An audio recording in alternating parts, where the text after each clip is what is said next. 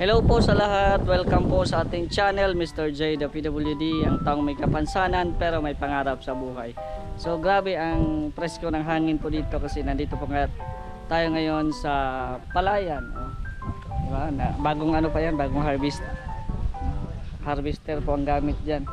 So dito sa likuran natin, ayan, hindi pa na-harvest. So, ayun dito. So dito tayo ngayon sa ating pabahay, pang-anim na pabahay, no?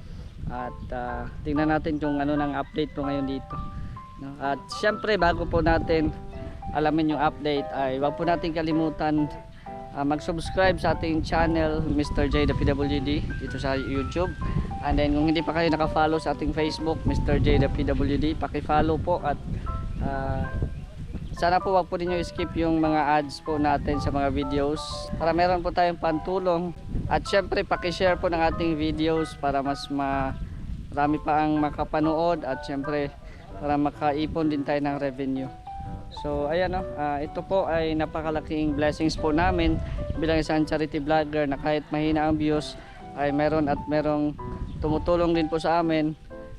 Although nahihiya din po kami kasi isa lang po or konti lang po ang nag-sponsor sa amin, medyo nahiya na din po kami, kaso nga lang pero ano talaga po, parang binigyan po kami ng Panginoon ng lakas na loob.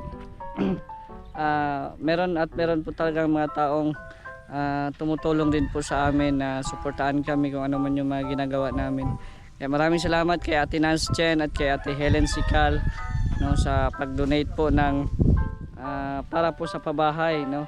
Maraming salamat po, at sa mga gusto pang dumagdag kasi nga po ay medyo limited lang po yung ating budget po dito sa pabahay. Message nyo lang po ako sa Facebook Mr. J the PWD. So ito na po yung ating update sa ating pabahay. Ayan. So ang oras po natin ngayon ay alas 4 ng hapon pero sobrang init pa rin. So ito po yung update po ngayon. So ayan, may ano na siya, may yero na, no, may bubong na, tsaka ano na, may ano na sa gilid.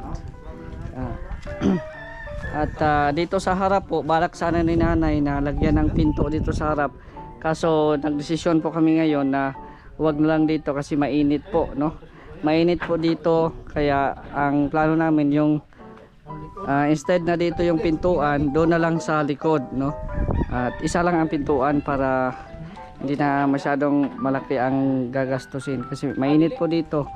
Ayan, tapos dito sa harap may bintana, tapos dito sa likod din may bintana.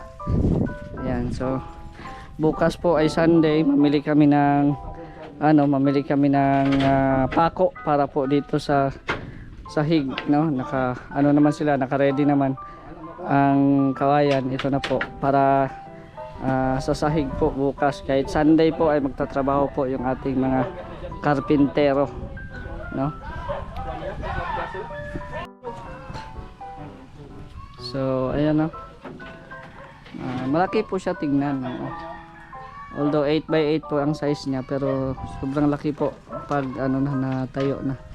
Sobrang laki pa rin. So dito sa sa likod, yan, dito din may bintana dito. Isa. Dalawang bintana lang doon, wala nang bintana. So, ayan. Dito yung kusina. Bali, ang balak namin dito is dito siya magsaing. Tapos doon yung kanyang kusina para maghugas, ganun.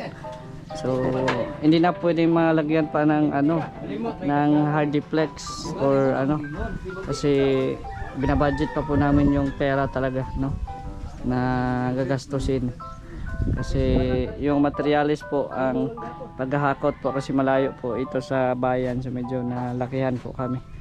So sa mga gusto pong tumulong sa ating mga charity, no, pwede po kayo mag-message sa ating Facebook Mr. J the PWD. Ayan. So dito lagyan pa rin ng sahig. Ayan, ito na po yung mga kawayan. So lagyan ito ng sahig. Ano na lang ang kulang nito, yung mga pako, no, mga pako yung kulang na lang nito. Bukas magbili po kami. Ayan, kasi kahapon namili kami ng yero. Ito na po. And then yung kawayan. Akala ko hindi nila matapos agad. Yung baga kahapon ay natapos pala agad nila. Mabilis lang trabaho sila din. Ito, pako na lang yung bibilhin natin. Sila nanay po ay ewan ko, wala po dito ngayon. Nandun ata sila sa yung tinutuluyan nilang bahay. Nandun ata sila doon. Kasi mainit po, baka pagod din po yun sila nanay. May mga bata din po. So kaya kami lang po ang nandito po ngayon. Ayan. So ayan, nag-ano na sila ng iba pang materialis kasi kulang po ng kahoy. Magbili pa kami bukas. Magbili pa kami bukas ng kahoy. Kasi i-rigging pa dito. Lagyan dito tapos doon para sa kusina. No? Ayan. So marami pong salamat, no? Shout out po sa lahat po ng mga viewers na walang sawang nanonood, kahit pa konti-konti po na viewers po natin. Maraming salamat po sa inyong lahat, sa inyong walang sawang pagsuporta dito sa amin.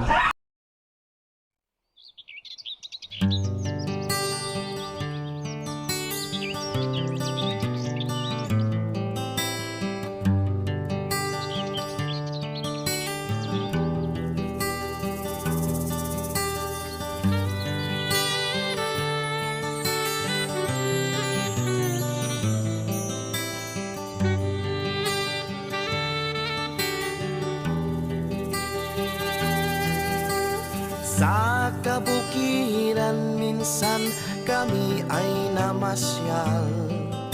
Kasama ko ang aking barkada. Sa isang kubo doon kami ay lumugar. At kami masayang masaya. Pagkagising sa umaga'y maririnig mga ibon umawi. Himig na inaawit nila'y kahit tamis at ikaw ay maakit. Tuwing umaga ay naglalakad-lakad kami, minamasdan ganda ng paligid. Pagsapit nitong dilim, tahimik ang paligid. Mga bituin sa'yo'y nakatitig. Pagkagising mo sa umaga'y maririnig mga ibon umawi. Himig na inaawit nila'y kahit tamis at ikaw ay maaaking.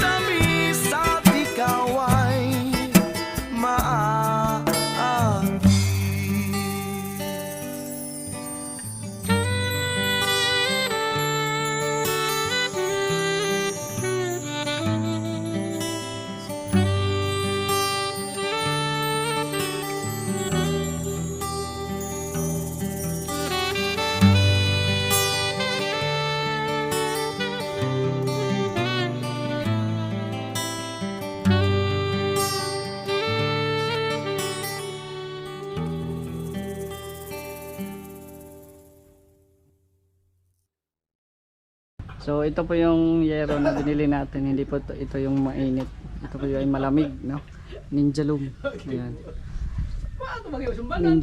Ninja Loom po ito. So malamig pa rin, no? Hindi siya gaanong mainit. At ang maganda din dito kasi mahangin ba.